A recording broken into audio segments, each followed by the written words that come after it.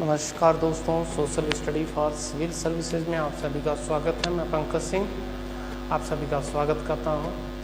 तो दोस्तों, आज शुरू करेंगे हम कार्यपालिका, व्यवस्थापिका और न्यायपालिका के टॉपिक को लेके। पिछले वीडियो में हम लोगों ने मूल कर्तव्य का अध्ययन किया और मूल कर्तव्य के क्रम के बाद अगर हम देखें तो भाग 5 का अध्ययन करना था। हालांकि संघीय व्यवस्था के अंतर्गत कार्यपालिका, व्यवस्थापिका और न्यायपालिका भी आते हैं, इसलिए इन 3 शब्दावलियों को समझना, उनके अर्थ को समझना और उनके कार्य प्रणाली को समझना अति आवश्यक हो जाता है। तो दोस्तों, आज हम शुरू करेंगे कार्यपालिका, व्यवस्थापिका और न्यायपालिका। तो शुरू करते हैं। कार्यपालिका, व्यवस्थापिका। व्यवस्थापिका को मित्रों विधायिका भी कहा जाता है, विधायिका। उसके बाद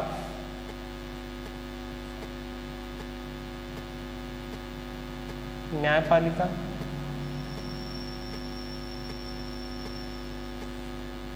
ये जो तीनों टॉपिक हैं, कार्यपालिका, व्यवस्थापिका और न्यायपालिका, दोस्तों यह लोकतंत्र के 3 स्तंभ कहे जाते हैं। लोकतंत्र के तीनों स्तंभ में कार्यपालिका, व्यवस्थापिका और न्यायपालिका हैं।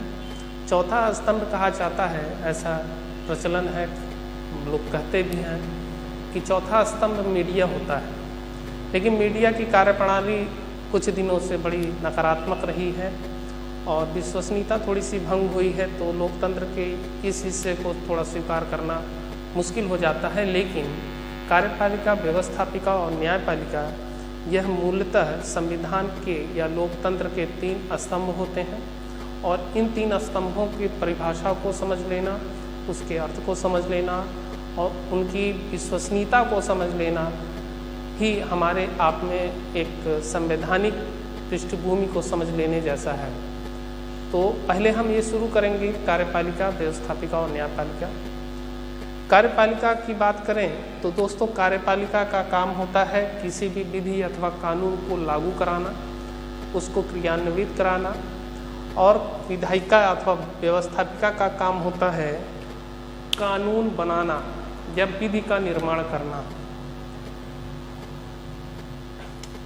कानून बनाना, विधि का निर्माण करना, कोई ऑर्डिनेंस वगैरह या फिर मान लीजिए कोई अध्यादेश वगैरह जारी कराना, ये भी व्यवस्थापिका का ही काम है। और ये सब होगा बिल के माध्यम से, बिल मतलब विधेयक के माध्यम से। और जैसे ही बिल सदन में रखा जाएगा, चाहे वो राज्य के सदन में, विधानमंडल में रखा जाए या केंद्र के सदन में, संसद में रखा जाए, तो जैसे ही सदन से कानून बनता है व्यवस्थापिका के माध्यम से, उसके बाद इस कानून का अनुपालन कराना होता है। यानी कानून बनने के बाद उसका अनुपालन कराना भी एक आवश्यक शर्त है, नहीं तो फिर कानून का कोई मतलब ही नहीं रह जाता। तो कानून को लागू कराना, उसको जारी करवाना और उसका क्रियान्वयन करवाना, यह कार्यपालिका का कार्य है। एक कार्यपालिका की जिम्मेदारी है कि कानून का अनुपालन कराएं, उसको जारी करवाएं। तो कार्यपालिका के अंतर्गत देखेंगे दोस्तों, कार्यपालिका को हमने सामान्यतः 2 भागों में बांटने का प्रयास किया है। पहला हमने बांटा है सेंट्रल गवर्नमेंट को, यानी केंद्रीय सरकार को, केंद्र की व्यवस्थापिका। दूसरा हमने कहा राज्य की व्यवस्थापिका। तो केंद्र और राज्य सरकारों की अलग अलग व्यवस्थापिकाएँ होती हैं, कार्यपालिकाएँ होती हैं। तो केंद्र की जो कार्यपालिका है उसका प्रधान राष्ट्रपति होते हैं। केंद्र की कार्यपालिका का प्रधान कौन होता है? राष्ट्रपति होता है। उसके बाद प्रधानमंत्री,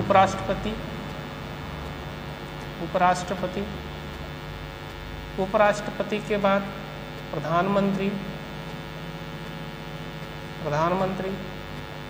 और प्रधानमंत्री के बाद मंत्रिपरिषद कार्यपालिका के अंग होते हैं। तो कार्यपालिका के प्रधान के रूप में अगर हम समझना चाहें तो कार्यपालिका का प्रधान कौन होता है? राष्ट्रपति होता है। लेकिन सामान्य जीके बेस्ड जो एग्ज़ाम है उसमें जो प्रश्न बनता है तो सामान्य तौर पे ये प्रश्न बनता है कि कार्यपालिका का प्रधान कौन है।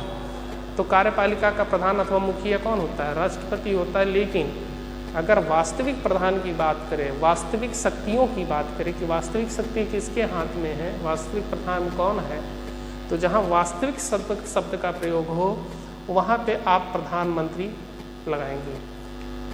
ये थोड़ा सा बेसिक अंतर है, इसको समझ लेना है, क्योंकि कभी कभी छात्र यहीं पे गलती कर जाते हैं कि वास्तविक प्रधान और प्रधान में कन्फ्यूज़न हो जाता है और राष्ट्रपति और प्रधानमंत्री के बीच कन्फ्यूज़न हो जाता है और प्रश्न गलत कराते हैं। तो यहाँ समझना है वास्तविक प्रधान कौन है, तो राष्ट्रपति है, प्रधानमंत्री है। और प्रधान से प्रधान की बात आएगा, मुखिया की बात आएगी, तो वहाँ पे आप राष्ट्रपति ही लगाएंगे। तो ये हो गया। राज्य की कार्यपालिका में देखें दोस्तों क्या है, राज्य की कार्यपालिका का जो प्रधान होगा वो होगा राज्यपाल, उसके बाद मुख्यमंत्री, मुख्यमंत्री भी कार्यपालिका का ही हिस्सा होता है, राज्य की कार्यपालिका का हिस्सा। उसके बाद मंत्रिपरिषद, मंत्रिपरिषद। तो मंत्रिपरिषद, मुख्यमंत्री और राज्यपाल, यह राज्य की कार्यपालिका के अंग हैं। उसके बाद अगर व्यवस्थापिका की बात करें तो जैसे यहाँ पे केंद्र और राज्य की कार्यपालिका है, ठीक उसी प्रकार व्यवस्थापिका के अंतर्गत भी राज्य और केंद्र में हमने विभाजित कर रखा है। केंद्र की व्यवस्थापिका तथा राज्य की व्यवस्थापिका। व्यवस्थापिका अथवा विधायिका का आशय यह है कि व्यवस्थापिका मतलब व्यवस्था बनाना, कानून बनाना, नियम बनाना, लॉ बनाना, ये सब काम व्यवस्थापिका के अंतर्गत आता है, विधायिका के अंतर्गत आता है। तो केंद्र की जो व्यवस्थापिका है, केंद्र में जो कानून बनाने की प्रक्रिया, व्यवस्था बनाने की प्रक्रिया है, उसमें केंद्र के अंतर्गत देखेंगे तो संसद व्यवस्थापिका का अंग है, यानी व्यवस्थापिका के अंतर्गत संसद के अंग आते हैं। संसद के कुल कितने अंग हैं आप सभी को पता है। संसद के कितने अंग हैं? संसद के कुल 3 अंग हैं। पहला अंग प्रेसिडेंट, दूसरा राज्यसभा, तीसरा लोकसभा। समझ रहे हैं? 3 अंग हैं। अब इन्हीं तीनों अंगों से कानून बनता है या बिल पास कराया जाता है, यानी संसद जो है कानून बनाता है। और जब कानून बनाएगा, कोई लॉ बनाएगा, कोई नियम बनाएगा, तो इसी नियम को कार्यपालिका के माध्यम से, केंद्र की कार्यपालिका के माध्यम से लागू कराने का प्रयास किया जाएगा। राज्य की कार्यपालिका में देखें दोस्तों, तो राज्य की कार्यपालिका में आप सभी को पता है विधानमंडल होता है। विधानमंडल, विधानमंडल के अंतर्गत आप सभी जानते हैं कि विधानमंडल में सामान्य तौर पे तो सिर्फ राज्यसभा, विधानसभा की बात आती है, विधानसभा, और उसके बाद विधान परिषद। तो विधान परिषद किसी किसी राज्य में विधान परिषद नहीं है। वर्तमान में कुल 7 ऐसे राज्य हैं जहाँ पे विधानसभा और विधान परिषद दोनों हैं। तो विधान परिषद वाले राज्यों की कुल संख्या कितनी है? 7 है। लेकिन विधानसभा की बात करें तो विधानसभा जो फुल स्टेट होते हैं, पूर्ण राज्य होते हैं, फुल स्टेट जो होते हैं, तो फुल स्टेट में तो होता ही है फुल स्टेट प्लस दिल्ली और पुदुचेरी, पुदुचेरी 2 होते हैं। यानी विधानसभा कहाँ कहाँ है? जितने भी फुल स्टेट हैं, पूर्ण राज्य हैं, उसमें है। और साथ ही साथ दिल्ली और पुदुचेरी में भी विधानसभा है, विधानसभा की व्यवस्था है। लेकिन अगर विधान परिषद की बात करें तो विधान परिषद में कुल 7 राज्यों में विधान परिषद भी है। तो विधान परिषद और विधानसभा, जहाँ विधान परिषद होगा वहाँ विधानसभा और विधान परिषद दोनों, और जहाँ सिर्फ विधानसभा होगा वहाँ विधानसभा के माध्यम से राज्य के जो राज्य सूची के विषय हैं, राज्य सूची के विषय में जो आने वाले सब्जेक्ट हैं या विषय हैं, तो राज्य सूची के विषयों पर कानून बनाने का काम कौन करेगा? राज्य का विधानमंडल करेगा। और यहाँ पे केंद्र सरकार अगर संसद के माध्यम से कोई कानून बनाता है तो वह संघ सूची के विषयों का कानून बनाएगा। संघ सूची के विषयों पे कानून कौन बनाएगा? केंद्र सरकार बनाएगा। केंद्र यानी संसद बनाने का जो होगा, संसद के जो सदस्य होंगे वही संघ सूची के विषयों पर कानून बनाएंगे। और जैसे ही कानून बनेगा यानी केंद्र सरकार का जो कानून होगा वो केंद्र की कार्यपालिका लागू करवाएगी और राज्य सरकार का जो कानून होगा वो राज्य की कार्यपालिका लागू करवाएगी। तो समझ में आ रहा है? तो राज्य की कार्यपालिका में राज्यपाल, मुख्यमंत्री, मंत्रिपरिषद, केंद्र की कार्यपालिका में राष्ट्रपति, उपराष्ट्रपति, प्रधानमंत्री और मंत्रिपरिषद है। मंत्रियों की कुल 3 श्रेणियां होती हैं, यहाँ संक्षेप में समझ लीजिए। मंत्रियों की कुल 3 श्रेणियां हैं, 3 भाग हैं। मंत्रियों को 3 भाग में बांटा गया है। कैबिनेट मंत्री, कैबिनेट मंत्री होते हैं, राज्य मंत्री होते हैं और उप मंत्री होते हैं। ठीक है, तो 3 प्रकार के मंत्री हैं। लेकिन यहाँ ये समझना है कि कहीं कहीं आप देखते होंगे कि प्रश्न बनता है कि कार्यपालिका का प्रधान तो राष्ट्रपति है, तो क्या कार्यपालिका का प्रधान राष्ट्रपति या कार्यपालिका का जो वास्तविक प्रधान प्रधानमंत्री है वो कार्यपालिका का तो अंग है, लेकिन साथ ही साथ वो व्यवस्थापिका का भी अंग होता है। ऐसा क्यों?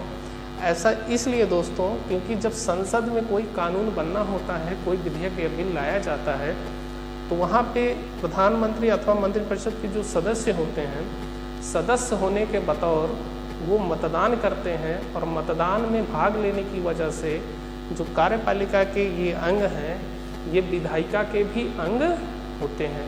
ठीक है, तो ऐसा नहीं है कि जो कार्यपालिका का अंग है वो विधायिका का अंग नहीं हो सकता है, बशर्ते वह उस विधायिका यानी संसद या विधानमंडल का सदस्य होना चाहिए। ठीक है, तो एक समय में प्रधानमंत्री कार्यपालिका का भी सदस्य हो सकता है, ये उसका भाग हो सकता है, और व्यवस्थापिका का भी हो सकता है। ठीक उसी तरह मंत्रिपरिषद के सदस्यों की भी बात कर सकते हैं। एक समय में वो विधायिका कार्यपालिका का अंग हो सकता है, तो दूसरे समय वो व्यवस्थापिका का भी अंग हो सकता है। ठीक है, ऐसा नहीं है कि कार्यपालिका का है तो व्यवस्थापिका में नहीं आ सकता है। बतौर वो सदस्य है, मतदाता है, मतदान कर रहा है विधेयक या बिल के संदर्भ में, तो वह व्यवस्थापिका का अंग कहा जाएगा। अब सवाल ये उठता है, कार्यपालिका को 2 भागों में बांटा गया है। कार्यपालिका एक अस्थायी कार्यपालिका होती है, दूसरी अस्थायी कार्यपालिका होती है। एक अस्थायी कार्यपालिका होती है, दोनों के संदर्भ में है, एक अस्थायी कार्यपालिका होती है।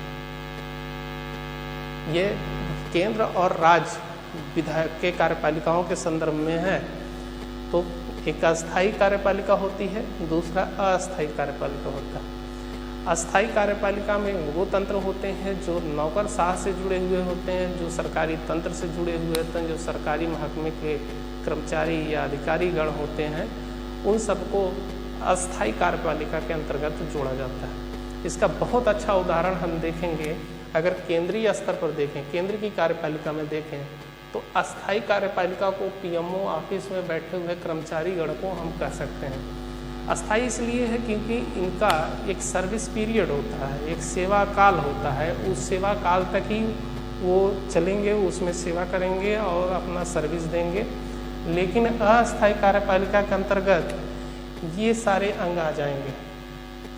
अस्थायी इसलिए है क्योंकि इनका निर्वाचन होता है, और निर्वाचन आप सभी जानते हैं, निर्वाचन एक निर्धारित समय के अंतर्गत होता है। जैसे 5 साल का होता है, कहीं कहीं 6 साल का होता है, तो 5-6 साल के लिए इनका एक निश्चित दायरा होता है, इसलिए इन्हें अस्थायी कार्यपालिका कहते हैं। ये क्या है? अस्थायी कार्यपालिका है, अस्थायी कार्यपालिका है।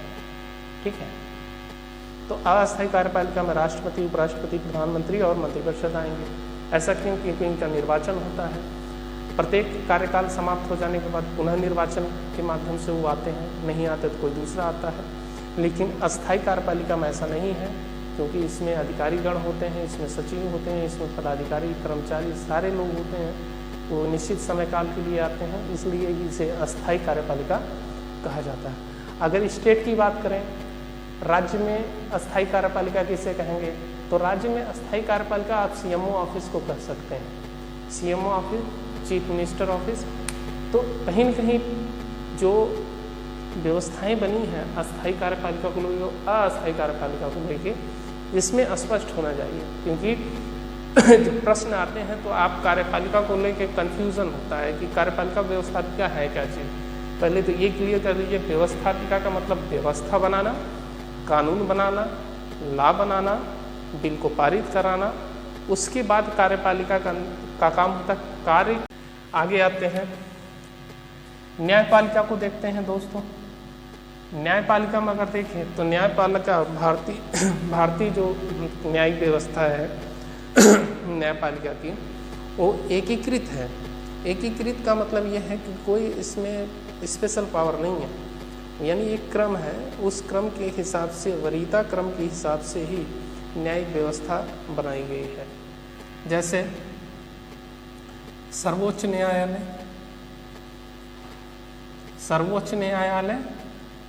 सर्वोच्च न्यायालय मित्रों सबसे बड़ा न्यायालय है भारत में। उसके बाद उसके अधीनस्थ जो होते हैं उच्च न्यायालय होते हैं, जैसे आप हाई कोर्ट कहते हैं। उसके बाद जनपद न्यायालय, जनपद अथवा अधीनस्थ न्यायालय, अधीनस्थ न्यायालय, ठीक है। तो ये एकीकृत न्यायिक व्यवस्था है। न्यायपालिका की व्यवस्था कैसी है? एकीकृत है, एकीकृत न्यायिक व्यवस्था है अपने यहाँ। ऐसा इसलिए है क्योंकि ऐसा नहीं है कि स्टेट के लिए अलग से जुडिशियल सिस्टम है या सेंट्रल के लिए अलग से है। न्यायिक व्यवस्था एक ही है सबके लिए। हालांकि अगर स्टेट की बात करें तो स्टेट में सबसे ऊपर बैठा हुआ जो न्यायालय है वो उच्च न्यायालय है, लेकिन ऐसा नहीं है कि स्टेट का न्यायालय है, वो देश का ही न्यायालय है। लेकिन अब स्टेट लेवल पे उसे डिवाइड करके उसके कार्यभार को, उसके वर्कलोड को कम करने का प्रयास किया गया है, ताकि छोटे छोटे, क्योंकि केसेस बहुत ज़्यादा हैं भारत में, इसलिए उच्च न्यायालयों, अधीनस्थ न्यायालयों की स्थापना करना आवश्यक समझा गया। और उसके बाद जो सर्वोच्च न्यायालय है वो भारत के राष्ट्रीय राजधानी क्षेत्र दिल्ली में है, दिल्ली में है।